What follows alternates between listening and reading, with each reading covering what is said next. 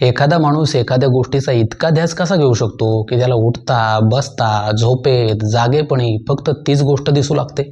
संत सावतामाळेंना प्रत्येक झाडात वाऱ्यात आणि निसर्गाच्या प्रत्येक कणात विठ्ठल दिसायचा.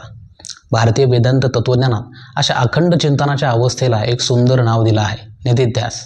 पण हा निधिध्यास नेमका काय असतो आणि एक साधा विचार माणसाचं संपूर्ण आयुष्य बदलून टाकणारा ध्यास कसा बनतो, तेच आपण या व्हिडिओमधून जाणून घेणार आहोत. निधिध्यास या संकल्पनेचा मूळ अर्थ समजून घेण्यासाठी या शब्दाची फोड आधी पाहूया. यात नि म्हणजे आत, पूर्णपणे किंवा दृढपणे, आणि ध्यास म्हणजेच मन लावून एखाद्या गोष्टीचा विचार करणे किंवा त्याचा सतत पाठपुरावा करणे.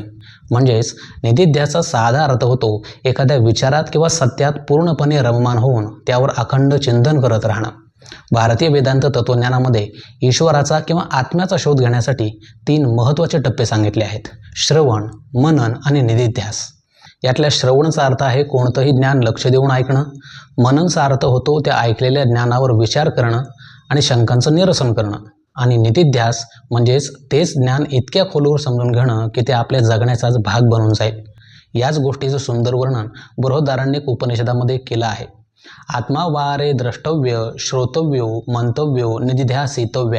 याचा अर्थ असा की तो आत्मा म्हणजेच परमसत्य जाणून घेतलं पाहिजे. त्यासाठी प्रथम त्याचं श्रवण केलं पाहिजे आणि नंतर त्यावर मनन केलं पाहिजे आणि शेवटी त्याचाच निधिध्यास घेतला पाहिजे, जेणेकरून त्याचा प्रत्यक्ष आत्मसाक्षात्कार होईल. थोडक्यात सांगायचं तर एखाद्या ध्येयाचा एवढा ध्यास घेणं की उठताना बसताना झोपताना जागताना तुम्हाला फक्त आणि फक्त तेच ध्येय दिसेल. या निधिध्यासाचं सर्वात सुंदर उदाहरण म्हणजे संत सावतामाळी.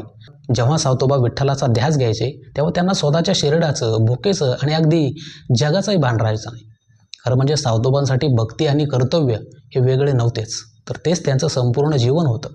शेतात काम करताना ते म्हणायचे, कांदा मुळा भाजी अवघी विठाबाई माझी, लसूण मिरची कोथिंबिरी अवघा झाला माझा हरी. म्हणजेच शेतात काम करताना भाजीपाल्याच्या प्रत्येक रूपामध्ये त्यांना पांडुरंगाचं दर्शन व्हायचं. तसंच वाहणारा वारा, हिरवीगार शेती, पशुपक्ष्यांचे आवाज, मातीचा सुगंध हे सगळंच त्यांना विठ्ठलमय वाटायचं. या अखंड भक्तीमुळं त्यांना कष्टाचं ओझं कधीच जाणवलं नाही. पहाटेपासून रात्रीपर्यंत ते कामात मग्न असायचे. कामात असतानाही त्यांच्या मनामध्ये सतत एक नाम घुमत असायचं, विठ्ठल विठ्ठल आणि फक्त विठ्ठल. त्यांच्या त्याच विठ्ठल भक्तीमुळं आणि तीव्र ओढीमुळं सावतोबांना असा अनुभव आला, असं संत साहित्यात सांगितलं जातं की पांडुरंग स्वतः पंढरपूरहून त्यांच्या आरण गावातील शेतात त्यांना भेटायला आले होते. हा कोणताही चमत्कार नव्हता, तर हा त्यांच्या मनाचा अखंड निधिध्यास होता. जेव्हा एखादा साधक आपल्या ध्येयाशी पूर्णपणे एकरूप होतो तेव्हा त्याच्या अनुभवविश्वात तेच सत्य सर्वत्र व्यापून राहतं. शेवटी जेव्हा एखादा विचार माणसाच्या रक्ताच्या थेंबात थेंबात आणि मनाच्या कोपऱ्या कोपऱ्यात भिनतो तेव्हा त्यातून निधिध्यास जन्माला येतो. आज आपणही अनेक स्वप्न पाहतो, ध्येय ठरवतो, पण विचार करा, त्या स्वप्नांसाठी आपल्या मनात असा अखंड ध्यास आहे का? आपण त्या विचाराशी इतकं एकरूप झालो आहोत का? कारण विचार केवळ विचार न राहता जगण्याचा भाग बनतो तेव्हा सकारात्मक बदल घडू लागतो. आशा करतो की ही माहिती तुम्हाला नक्कीच आवडली असेल.